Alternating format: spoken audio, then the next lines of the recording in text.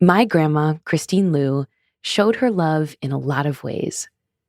She held my hand really tightly when we took walks around the neighborhood. She cooked these elaborate Chinese meals, never let my plate go empty. And towards the end of her life, she started sending me emails. I loved these emails. English was her second language, so I knew she worked really hard on them. I like to picture her in front of her giant desktop computer, carefully typing out reminders to study hard, to say thank you to my mom, and to find a boyfriend, preferably a nice Chinese one. About a year before she died, my grandma sent me an email that I immediately knew was different. The subject line was, "Life Story." Dear Anna, I didn't tell you that in the past years, I have been write some of my story and something happening in my life. I'm sending a copy of the writing to you to see if you can understand my English. This is my first time writing in English, and many Chinese customs and thinkings will be difficult for you to comprehensively grasp the ideas. Lots of love, Grandma.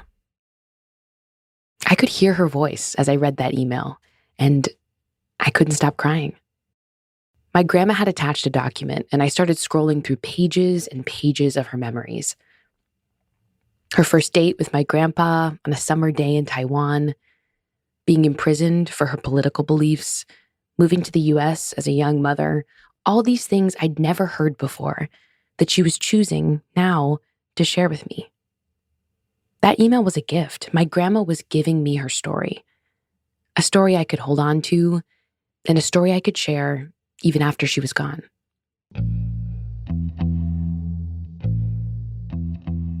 From the New York Times, I'm Anna Martin. This is Modern Love. In today's essay, a daughter is losing her father. She needs something to hold on to. And then she discovers his story in his own words. The essay is called "The Day His Journal Went Blank." It's written by Annabelle Allen and read by Frankie Corzo.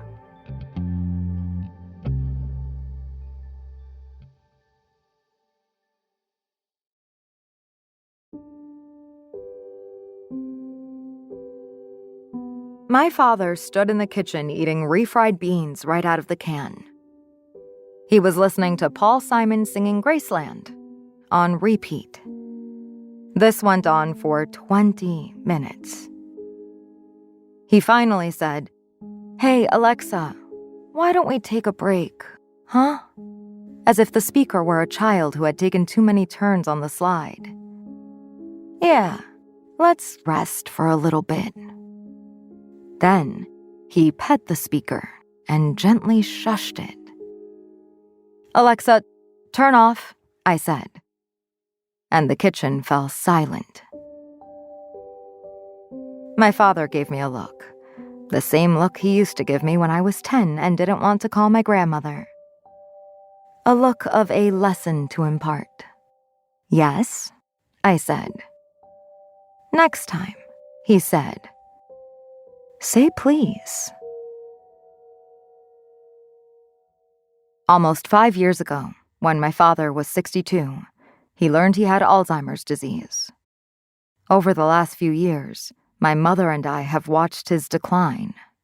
He forgets his friends' names and can no longer read. Every morning, he sits in a baby blue polka dot towel and waits for one of us to prompt him to start his day. My mother will say, "Come in here and get dressed, honey. Brush your teeth, honey. Come drink some orange juice, honey." I look at other fathers who make money and pancakes and kiss their wives, and I feel depressed for how small my father's world has become. I see how my mother is nervous to take him to dinner parties, where the other husbands talk about work and politics, while hers asks over and over if Frank Sinatra is alive. When I graduated from college 2 years ago, I started splitting my time between my apartment in Brooklyn and my parents' house in Hastings-on-Hudson. Every week, I pack a bag and take the train 30 miles north to help with the caregiving. I struggle to understand myself as a 23-year-old who is also taking care of a parent. I feel stiff when my roommates get dressed for work and ask which shoes I like. I don't know what to say when they talk about their goals, what they want to do, where they want to live. They sound so sure of their freedom and choices. It's not that I don't have plans for myself, or that I dislike shoes, but I have a hard time offering style advice or talking about my dreams when my life is all about my father, who calls me Mommy in front of the neighbors. I often wish I could ask my father who he was at 23. I wish I could ask what his bad habits were, or how he treated his mother, or what he did on Saturdays. But he can't remember his past anymore, so I try to ask him other questions. Dad, what do you love about Mom?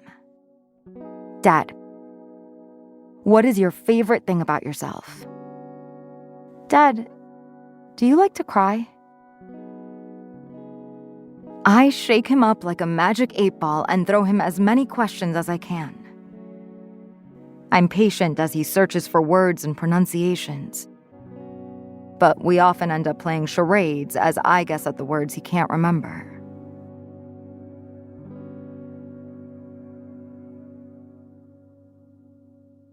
A few months ago, my parents and I were organizing the storage bin in the basement of our apartment building. We dug through yellowed Superman comics and water-damaged concert tickets. And underneath, I uncovered a chest of my father's old journals, 15 or so composition notebooks dating from 1978 to 2002. And they have been a gift. My father wrote about self-doubt and fear and all the things that brought him joy. He also wrote about riding his bike around Brooklyn, reporting for small newspapers, and getting off the subway at 7th Avenue to walk home through the park. Until I read those journals, I had no idea he'd done those things, and the similarities between us stunned me. I have spent the last 2 years working as a reporter for small Brooklyn papers, and every Sunday, heading home from my parents in Hastings, I too take that walk home from 7th Avenue. When I read my father's entries, I feel less lost. I copy his sentences into my own journal and cite his wisdom when I speak to my friends. My mother gave me permission to quote a few of them.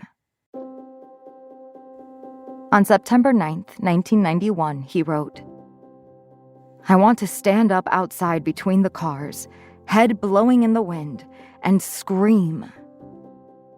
Scream until I nearly start living. Start living my dream. I need something. Too much time and too little touch in my life lately. Loneliness can kill, I believe." A few months later, on February 10th, 1992, I feel giddy, like a kid. I want to dance. She called. Suzanne from Brooklyn. Yes, she'd love to go out again. So it's brunch and watching the playoffs at her place Sunday. God, I feel happy. Suzanne is my mother. And it was through these journals that I learned how much my father loves her. Later, he wrote, "Last night, after 11, spurred by the phone call, I danced in the kitchen in the dark. A Stone song. I danced alongside old ghosts and laughed at them. Whether trying to shake demons or embrace a new dream, dancing in the dark always felt good." His journals showed me how much he loves his friends and how much he loves me. Every entry from 1997 to 2002 mentions little Annabelle.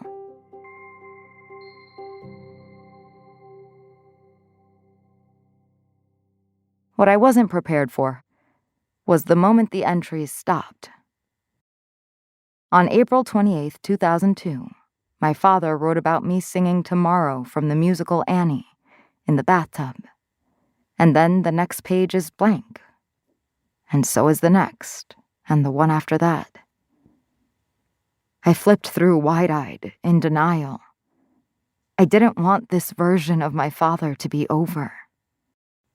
As I read that last entry, he and I were sitting on the couch with Ellen on TV. She was playing Burning Questions with Bradley Cooper, but their exchanges were too quick for him, so he stared at the rug instead. I thought about the scenes I'd just read. My father calling his friends at midnight to tell them a joke, riding the subway and reading the paper, asking my mother to dance.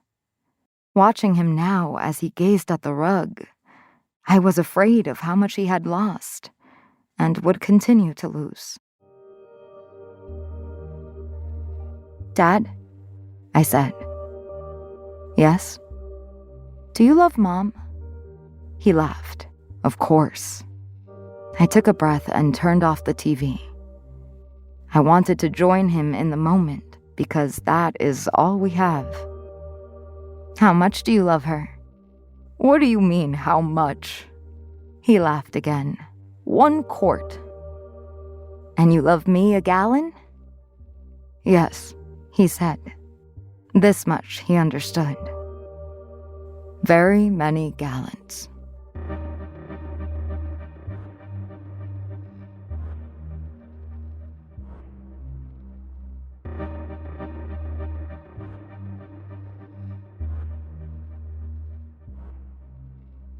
After the break, I talked to Annabelle about caring for her dad and how he cares for her. That's next.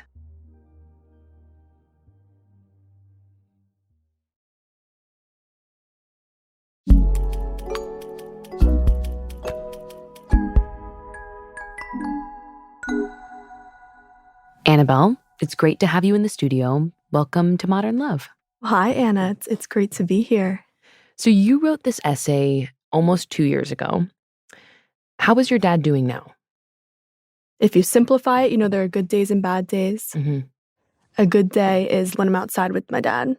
We live in this apartment in Hastings-on-Hudson, but outside is like this gorgeous yard. It's right by the Hudson River. And last weekend is kind of a stressful morning, just energy-wise in the house, so felt good to be outside. And I was like, "Dad, how about we yell so loud right now?" And he was like, "Good idea." And we were just screaming at the water, just like hands on our knees, absolutely giving it our all. Wow. He thought me screaming was the most hilarious thing he'd ever seen. Oh my God. He's like, "You go, girl." And it's just killing him. And he was screaming too? Yes. We're like, needed that. Tell me about what a bad day looks like. I think a bad day is him showing frustrations about his limits. Mm-hmm. He picks at his nails. And the nail picking is a manifestation of that frustrations, you read it Yeah, I as? see him doing it. And he's never really been an anxious person. He's always been my calm parent. Mm-hmm. He has lost a lot of his vocabulary. He recently lost the word like tissue and banana and shoes. He'll say the what's it called? Can you get me the what's it called? And he has a lot of trouble with the bathroom.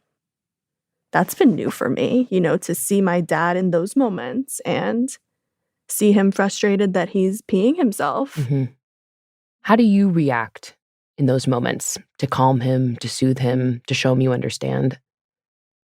For myself, I struggle with the panic I feel to see a parent struggling. I think that's always kind of upsetting. Mm-hmm. But I say, "I have you. It's okay." I have you. Mm-hmm. I say, "I'm taking care of you." I think when I was younger, I tried to have him pass and appear as functioning and appear as social, and I would hide his limitations from him. Never would I say, "You have Alzheimer's." You'd never say that out loud directly to him. Yeah. I think I speak to him a little bit more directly about it now. And that being said, I will say to him, like, "You're okay. I understand you have trouble with your memory, but I've allowed him to be flawed. And the people who are around him, if they love him, will allow that too. He doesn't have to nail it socially at a dinner party. He can say some weird stuff, and that's fine. If you want to stick around, if you want to hang out with us, it might be awkward sometimes." Do you and your mom have a plan for your dad's care in the future? Well, he's actually going into a home in the next couple weeks. That's really soon. Yeah. But I'm going to be home that week, and I think... Have you or your mom, you haven't told him that he's... Mm-mm. Is there a plan for telling him? I think we will say something like, hey, you're going to go here for a little bit. We're traveling. Oh, God. I don't know, honestly. To answer your question, no, we don't have a plan on what to say. Wow. Okay. How do you and your mom share taking care of him now? My dad came and stayed with me in Brooklyn in the fall, gave mom her vacation weekend, and we went to the movies, and my friends came too, and went to the bathroom. I say, okay, go dad, go to the men's, and he's taking a minute, so I go in there to rescue him or attend to whatever is happening. Oh, you sent him in and then it was just taking longer than...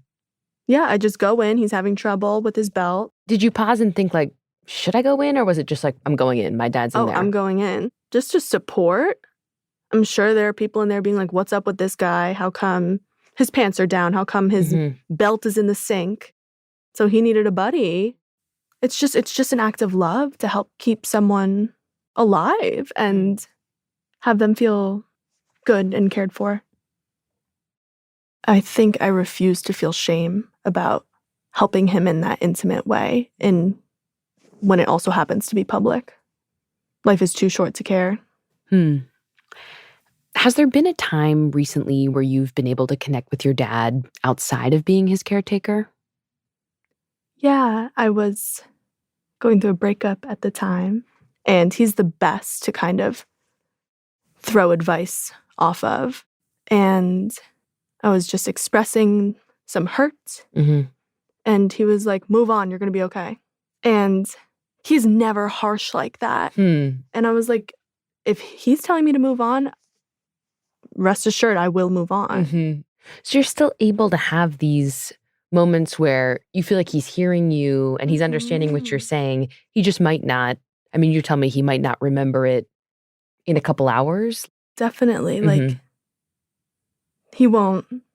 No, like after we got to the apartment after the movie, he didn't remember that we'd been to a movie. So that is upsetting when something feels so meaningful to me and it's absolutely cleared his consciousness.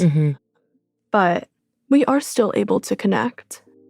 Definitely, I will call him and share something that's plaguing me, and he gets that. He gets the sentiment of that. And he gets it enough where he's like, I will be here for her. Annabelle, thank you so much for coming in and talking to me about your dad. Anna, thank you for asking.